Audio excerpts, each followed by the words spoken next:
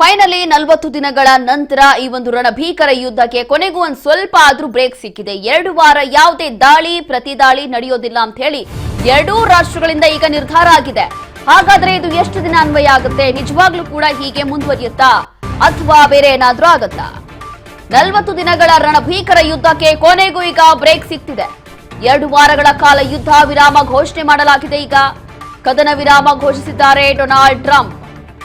ದಾಳಿ ಪ್ರತಿದಾಳಿ ಯಾವುದು ನಡೆಯೋದಿಲ್ಲ. ಈಗ 2 ವಾರ ಉಭಯ ದೇಶಗಳ ತೀರ್ಮಾನ ಇದು.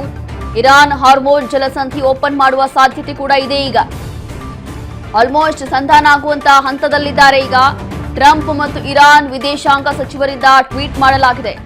2 ವಾರ ದಾಳಿ ಪ್ರತಿದಾಳಿ ಮಾಡದಿರಲು ನಿರ್ಧಾರ ಮಾಡಿಕೊಂಡಿದ್ದಾರೆ. ಇದು ಉಭಯ ದೇಶಗಳ ತೀರ್ಮಾನ ಆಗಿರುವಂತದ್ದು. ದಾಳಿ ಪ್ರತಿದಾಳಿ ಮಾಡೋ ಹಾಗಿಲ್ಲ.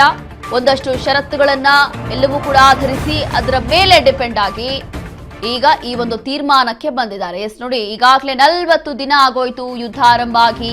ಅದಾದ ನಂತರ ಫೈನಲಿ ಈಗ 15 ದಿನ ಅಂದ್ರೆ 2 ವಾರ ಯಾವುದೇ ದಾಳಿ ಪ್ರತಿದಾಳಿ ಮಾಡೋದಿಲ್ಲ ಅಂತ ಹೇಳಿ ಡೊನಾಲ್ಡ್ ಟ್ರಂಪ್ ಅವರು ಕೂಡ ಈಗ ಪೋಸ್ಟ್ ಮಾಡಿದ್ದಾರೆ ಸೋಷಿಯಲ್ ಮೀಡಿಯಾದಲ್ಲಿ. ಫೈನಲಿ ಹಾಗಾಗಿ ಒಂದು ಕಡೆ ಇರಾನ್ನಲ್ಲಿ ಸೆಲೆಬ್ರೇಷನ್ ಇದೆ, ನಾವೇ ಗೆದ್ದಿದ್ದೀವಿ ಅಂತ ಹೇಳಿ. ಮತ್ತೊಂದು ಕಡೆ ಅಮೆರಿಕಾದಲ್ಲೂ ಕೂಡ ನಾವು ಗೆದ್ದಿದ್ದೀವಿ ಯುದ್ಧವನ್ನ ಅಂತ ಹೇಳಿ ಅಮೆರಿಕ ಹೇಳ್ಕೊತಾ ಇದೆ. ಮತ್ತೊಂದು ಕಡೆ ಇರಾನ್ನಲ್ಲಿ ಸೆಲೆಬ್ರೇಷನ್ ಕೂಡ ಜೋರಾಗಿದೆ. ಅಂತಂದ್ರೆ ಎಲ್ಲೋ ಒಂದು ರೀತಿಯಾಗಿ ಅಮೆರಿಕ ಅಧ್ಯಕ್ಷ ಡೊನಾಲ್ಡ್ ಟ್ರಂಪ್ ಅವರೇ ಇದಕ್ಕೆ ಮಣಿದ್ರ, ಅವರೇ ಬಗ್ಬಿಟ್ರ ಇರಾನ್ ಮುಂದೆ ಅನ್ನುವಂಥದ್ದು ಈಗ ಸದ್ಯಕ್ಕೆ ಚರ್ಚೆ ಆಗ್ತಾ ಇರುವಂಥದ್ದು.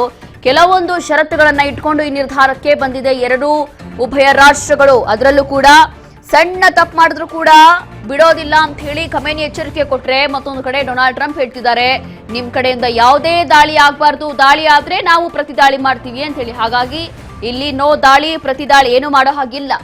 2 ವಾರ ಎಲ್ಲವೂ ಕೂಡ ಕೂಲ್ ಆಗಿರ್ಬೇಕು. ಇರಾನ್ ವಿದೇಶಾಂಗ ಸಚಿವಾಲಯ ಪತ್ರ ಕೂಡ ಬರೆದಿದೆ. ನೋಡಿ, ಈಗ ಡೊನಾಲ್ಡ್ ಟ್ರಂಪ್ ಈ ಒಂದು ಘೋಷಣೆ ಮಾಡಿದ್ದಾರೆ.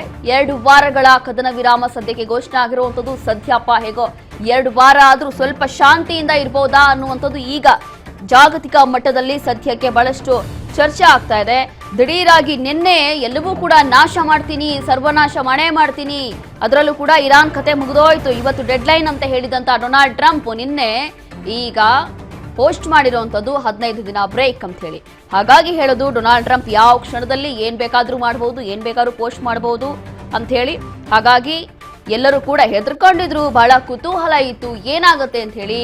ಫೈನಲಿ ಅದಾದ ನಂತರ ಎಲ್ಲವೂ ಕೂಡ ಚೇಂಜ್ ಆಗೋಯ್ತು. ಎಲ್ಲವೂ ಕೂಡ ಚೇಂಜ್ ಆಗೋಗಿದೆ. ಸರ್ವನಾಶ ಮಾಡ್ತೀನಿ ಇರಾನ್ನ ಅಂತ ಹೇಳಿ ಫೈನಲಿ ಡೆಡ್ಲೈನ್ ಅನ್ನ ಕೊಟ್ಟಿದ್ದಂತಹ ಟ್ರಂಪ್ ಈಗ 2 ವಾರ ಬ್ರೇಕ್ ತಗೊಳ್ತಿದ್ದಾರೆ.